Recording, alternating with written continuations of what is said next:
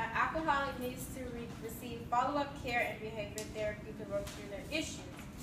If alcoholics should be penalized because of their moral fault, then others who are equally at fault in causing their own medical needs should be similarly penalized. Dr. Thomas Starrs, the transplant pioneer of the University of Pennsylvania, found the rate of recordings are very low.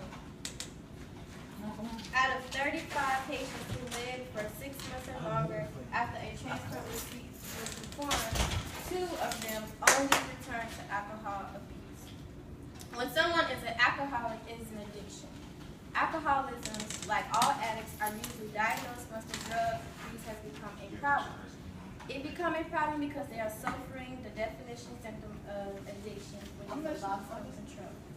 United Network for Organ Sharing in Richmond, Virginia said that alcohol psoriasis accounted for 138 out of the 1,680 liver transplants performed. So only out of the 1,000 transplants, it was only 100 that was from alcoholics. So, there are 4 major causes of liver failure. One is hepatitis C.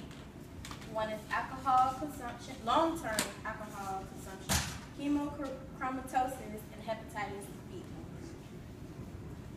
Now that we've discussed the causes of liver failure, let's come over the concerns some people may have about giving alcoholics liver transplants. One is that it was anticipated that alcohol liver disease patients would utilize more resources, therefore incurring higher costs than non-alcoholic patients. But again, this consumption never has been corroborated by evidence of research. So that's just a myth. No one can prove that he's going to cost more than you cost with getting the transplant. So that's one myth. The second is researchers and clinicals originally thought that alcoholic liver disease patients would have poor graft and patient survival rates. Again, a myth.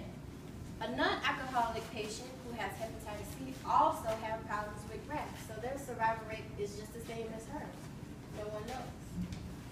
In contrast, patients who receive organ liver transplant because of an infection with hepatitis B or C always experience disease reoccurrence, which means if you're an alcoholic and you have hepatitis C and we give you the transplant and not him, your liver is still going to fail within 10 years because of the reoccurrence of the disease. So why should he be placed above you? So.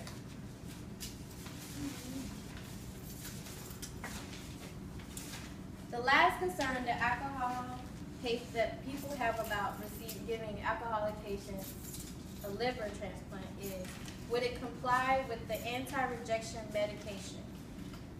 Also, that's not confirmed. No one can confirm whether or not the transplant is going to succeed. So just because someone is an alcoholic don't mean they should not get the transplant. In conclusion, I think there's the negative assumptions regarding the outcome of organ liver transplantations in alcoholic liver disease patients make clinical argue that ALD is an excellent indication for liver transplantation. For example, the overall improvement in the status of patients with ALD after OLT, including the improvement in productivity, supports such patients as liver transplantation.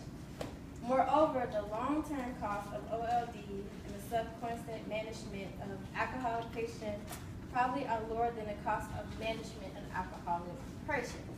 But again, like I said, you can't just not give someone a transplant because of their lifestyle. The ethical debate regarding the justification of OLT in patients with AL patients continues, although the subject is less controversial today. So I ask you this: who do you feel should get the transplant? Both of them. Who needs it most? No, it's whoever name come up first. Whoever's richer. You said whoever's rich. That's whoever got